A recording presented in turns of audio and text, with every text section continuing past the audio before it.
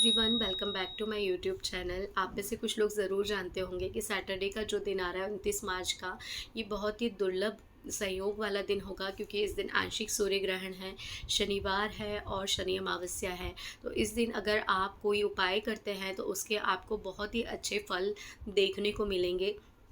Particular कुछ राशियों के लिए ये दिन बहुत अच्छा होने वाला है, शुभ होने वाला है।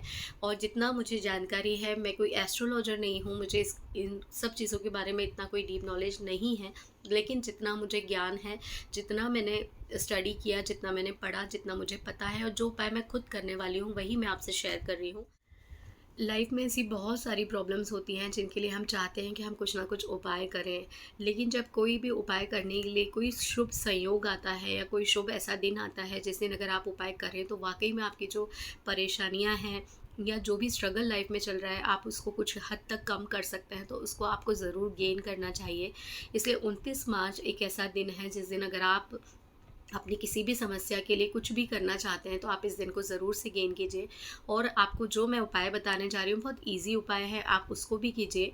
मीनवाइल अगर कहीं से आपको कुछ भी पता चलता है कि आप इस दिन ऐसा कोई उपाय कर सकते हैं शनिवार के दिन, 29 मार्च के दिन, तो आप उसको भी ज़रूर से ज़रूर कीजिए। बहुत ज़्यादा समय नहीं लगता है और हमारे जीवन की परेशानियों से बढ़कर ये थोड़ा सा समय नहीं है। अगर आप 5 मिनट 10 मिनट का समय निकाल कर अपने लिए कुछ ऐसा कर लेते हैं जिसके कुछ शुभ परिणाम आपको देखने को मिल सकते हैं, तो ज़रूर समय निकालिए और इनको कीजिए। तो 29 मार्च को आप क्या उपाय करते हैं, आइए बात करते हैं इस बारे में। 29 मार्च शनिश्चरी अमावस्या के दिन शनि अपना राशि परिवर्तन कर रहे हैं, कुंभ राशि से वो मीन राशि में आ रहे हैं।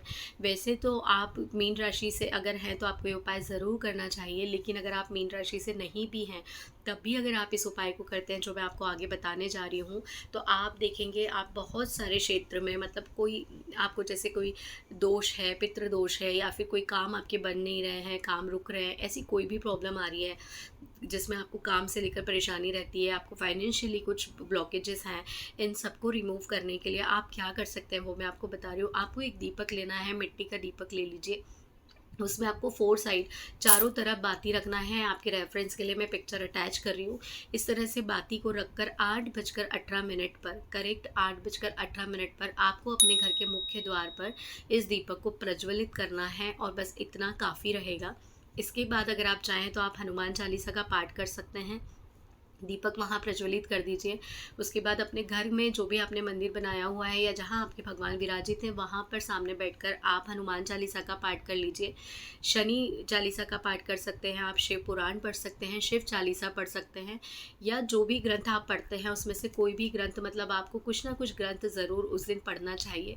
तो सिंपल सा एक यही उपाय है जिसको अगर आप सैटरडे के दिन 29 मार्च को शनिश्चरी अमावस्या के दिन और आंशिक सूर्य ग्रहण वाले दिन अगर आप ये उपाय करते हैं तो इसके आपको बहुत से शुभ परिणाम देखने के लिए मिलेंगे।